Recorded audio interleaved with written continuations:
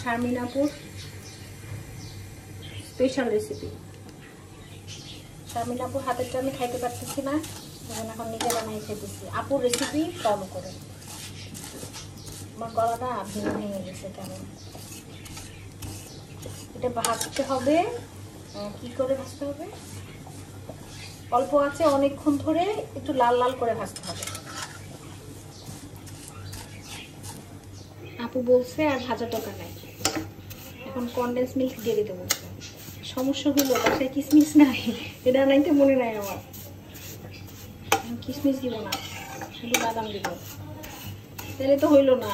কিসমিস আছে, আমি খুঁজে নিয়ে আসি, তারপরে দিব। কিসমিস আছে, খুঁজে আসছি, কিসমিস নাই।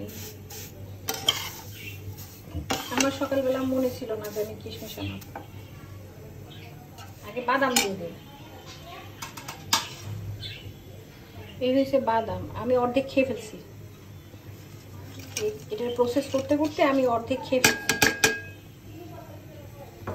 অনেকটা বাদাম আমি প্রসেস করছিলাম, কিন্তু প্রসেসিং টাইমে আমার পেটের মধ্যে চলে গেছে, হয়ে গেছে। এখন আমি কনডেন্স মিল্ক দিব।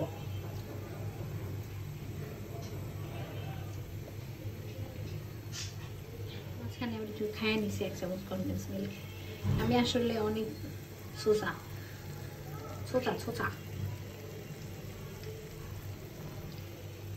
কনডেন্স মিল্ক ছিল ছোটবেলার প্রিয় খাবার আমার।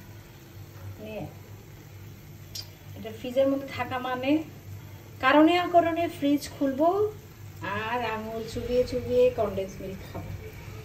সেই কিশমিশ যেহেতু পাই নাই, আমি কি করছি, একটু বাদাম আর এটাকে কি বলে, একটু খেজুর, মানে আদার্স কিছু ড্রাই ফ্রুটস আমি মিলাই দিছি।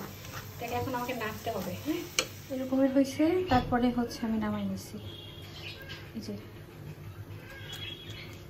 নামায় প্লেটে রাখছি, একটু ঘি লাগায় প্লেটের মধ্যে, তারপরে এমন সমন করে দিছি। এটা অনেক মজা হয়েছে, আমি কাটার অপেক্ষা করতে পারবো না। এটা তো ঠান্ডা হবে, তারপর বরফি বরফি করে কাটবো, শেষ। আপু আমার ফোনে রেসিপি বলছে, আমি ফোনে ট্রাই করছি বানাতে যায়। 3বার তার সাথে কথা হয়েছে আমার।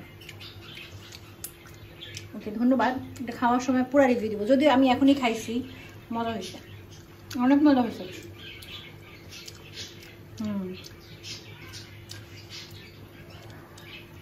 সেই স্বাদ। একটু ঠান্ডা হবে তারপরে কাটবো। ঘি বেশি দিয়ে ফেলছি, বাইরে ঘি দেখা যাচ্ছে না।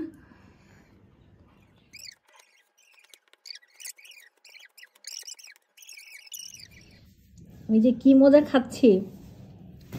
এটা হচ্ছে শারমিন আপুর শাহী সেমাই রেসিপি। মাশাআল্লাহ, অসাধারণ টেস্ট।